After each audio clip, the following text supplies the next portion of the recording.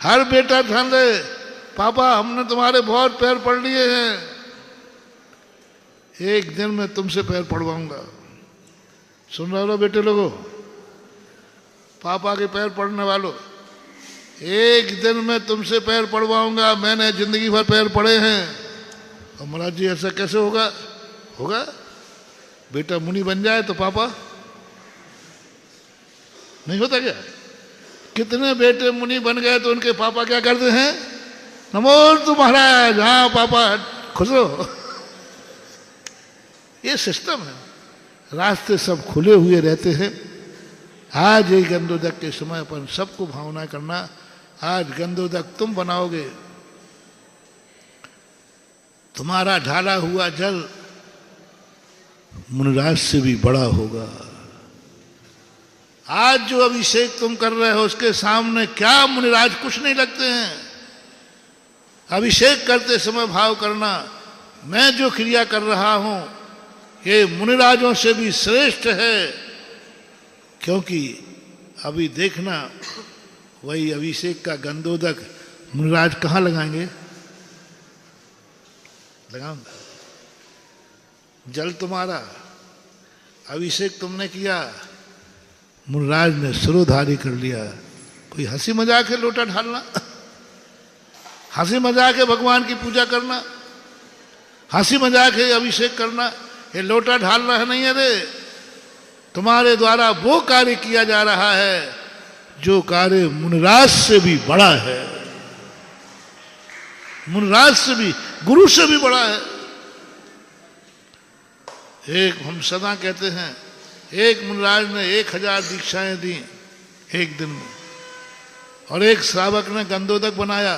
एक कटोरे में गंधोदक है, एक स्टेज पे 1000 मुनि बैठे हैं। बोलो इन दोनों में से अधिक पूजनी क्या है? बोलो।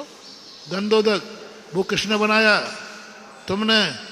यानी जो आचार्य परमेष्टि 1000 व्यक्तियों को देखकर वो ऊंचाई नहीं दे पाए, एक श्रावक ने एक जल को उन 1000 मुनिराजों से भी ऊंचा सिंहासन दे दिया। क्योंकि वो गंधोदक इतना पावन है कि वे आचार्य तक अपने सिर पर लगाते हैं। ऐसी एक महत्वपूर्ण क्रिया। अभी अपन प्रसंग खड़ा रहने दो, दैनिक प्रवचन चल रहे हैं, बहुत मज़ेदार प्रवचन चल रहे हैं, बहुत मज़े से चल रहे हैं।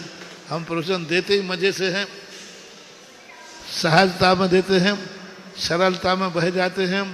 और मुझे खुद, क्योंकि जब तक मुझे आनंद नहीं आता मैं तुम्हें नहीं सुनाता, और जिस चीज़ में मुझे आनंद आ जाता है मैं सुनाए बिना रहता नहीं हूँ।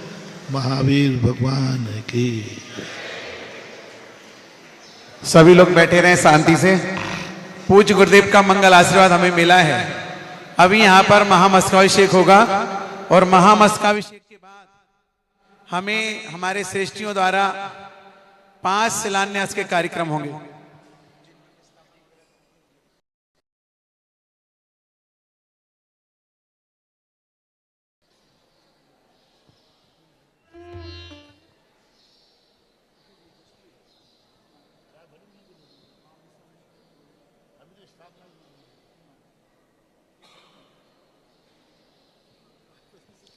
सुनो, देखो अभी मेरा पैटर्न सुनो। बैठ जाओ बेटा, यहीं सुनो सुनो सुनो। जैन साहब सुनो। जब एक बार एक मंदिर बनाया, पंचकल्याण ऋषि ने किया। सुनो भाई सुनो। ओम शांति। कोई उठेगा नहीं, जो बैठे बैठे रहो।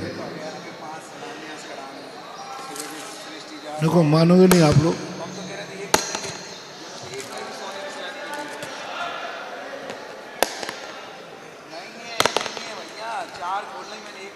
कि जब भगवान को विराजमान करने की बात आई, उनका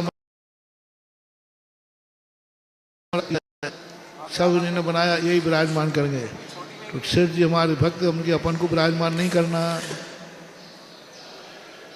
लोगों ने कहा महाराज जी क्या फर्क पड़ता है, इतना करोड़ रुपया खर्च किया। मैंने कही नहीं, बिल्कुल विराजमान नहीं करना। पर बोली लगाई गई तो सेठ जी से कहा अपन को छोड़ना नहीं है। भले वो 2 रुपये में जाए, भले लाख रुपये में जाए, लेकिन दस्तूर है। गोमटेश बाहुबली का जब मूर्ति विराजमान की, नेमीचंद आचार्य महाराज ने घोषणा कर दी, जिन्होंने मूर्ति बनाई पहला अभिषेक वही करेगा। वो अभिषेक करने गए, बाहुबली का गंधोदक जमीन पर नहीं आया। इसलिए जो भी लेगा आज श्रावक बनकर अभिषेक करेगा, सेठ बन के नहीं, अध्यक्ष नहीं, अध्यक्ष बन के नहीं, मंत्री बन के नहीं, निर्माता बन के नहीं। आज बने करेंगे अभिषेक अपन कौन? श्रावक बन करके अभिषेक करेंगे वो ही, लेकिन श्रावक की लाइन में लगेंगे। और श्रावक की लाइन में वो इसलिए, पैसे से मुझे कोई लेना देना नहीं है, इसलिए कि हमारा सेठ सदा सेठ ही बना रहे, क्योंकि ये दस्तूर होता है। यदि अपन अभी जैन साहब का नहीं, हमारे तो सेठ जी करेंगे और वही अभिषेक करेंगे। हाँ, तुम्हें एक मंदिर बनवाना था, तुम फ्री हो गए, हमें तो ऐसे उनसे 50 मंदिर बनवाएंगे, क्योंकि तुम तो कहो अभी नहीं, हमारे तो महाराज वही कर लेंगे, सत्येंद्र सब कर लेंगे, सब वही अभिषेक कर लेंगे, बाद में हम लोग सब कर लेंगे। नहीं, हमें तो सेठ को सदा फलता फूलता देखना है। आज